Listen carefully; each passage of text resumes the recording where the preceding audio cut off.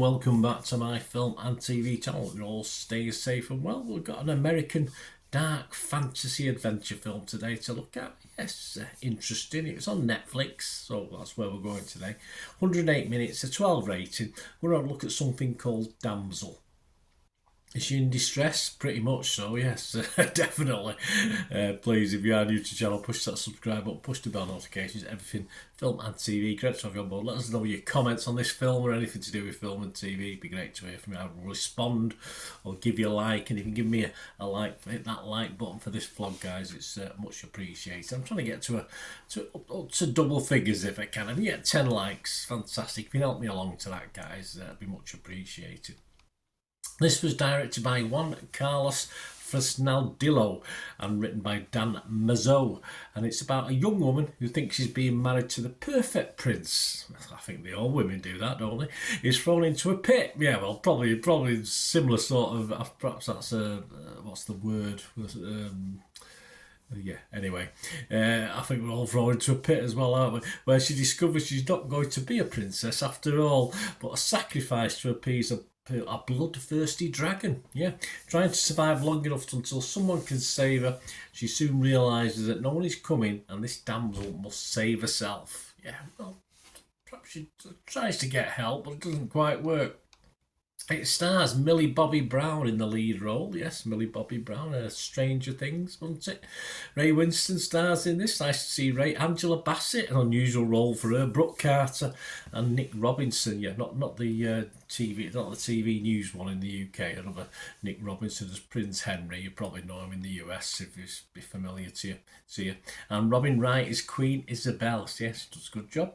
And it was released, as I said, on March the 8th, 2024. All these scores are at the 9th of March 2024, 4 p.m. UK time. So yes, a bit mixed. Rotten Tomatoes, 59% positivity with their 78 critics, 5.4 out of 10 average, 46 fresh and 32 rotten, so not a disaster. Most people liked it. The website's consensus reads, Damsel has an appealing action hero in Millie Bobby Brown. Yeah, she's a bit preachy at times, but she's alright.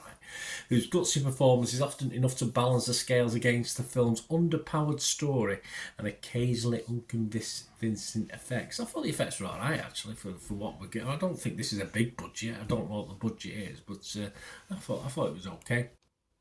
Metacritic, the other site we look at, they use the average and averaged it out at 45 out of 100. That's based on 27 critics. Total Films, Kevin Harley sort of liked it. He gave it 60 out of 100 and said, Brown and the Beast strikes sparks as Fresnadillo's initially lukewarm adventure gradually heats up. There you go. But David Opit from Empire magazine only gave it 40. He didn't like it very much. He said, too childish and shallow for adults.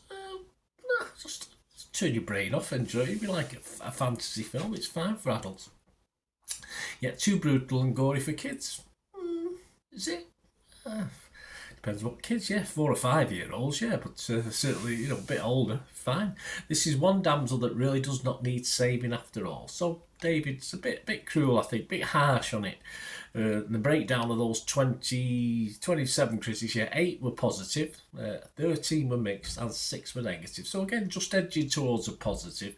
Rotten Tomatoes audience quite liked it, 4 out of 5, 78%, so that's okay. And then if you go over to Internet Movie Database, 6,000 plus scores and reviews left, and it's getting an okay average, 6.3 out of 10. So yeah, as I say, a few ne'er-do-wells and naysayers saying it's not great, but I think most people found this entertaining. I did. This little adventure doesn't always work, and the first half of the film is probably a little bit more interesting than the second half, but then it does get a little bit repetitive as well in the middle bits. But yeah, in its storytelling, it sort of wraps it up nicely though, which is okay. So it sort of bounces back a little bit towards the end, and I like a film with a start, a middle, and an end. Although the middle's a bit too drawn out, but yeah, overall very good. Brown does a very good job, as already mentioned, I think. And the CG dragon is fun. Yeah, I like the dragon. It reminded me of the dragon in Dragonheart, wasn't it? To a couple of those films. Sean Connery was the voice. Well, he was not the voice in this one. Why didn't those dwarves come to help either? Oh no, that's probably a different film, isn't it? Sorry about that. It possibly could have been better a little bit, but possibly with the tight budget may have reduced potential for that, and perhaps some people perhaps wanted the end story to be a little bit longer, but it just wraps it up. As I say, a bit less middle and more end. It might have been probably liked by a lot more people, but it was okay and certainly watchable. I subscribe to Netflix anyway. I've now got a reduced subscription because I accept adverts, so I pay a little less, which is more than Amazon Prime offered you.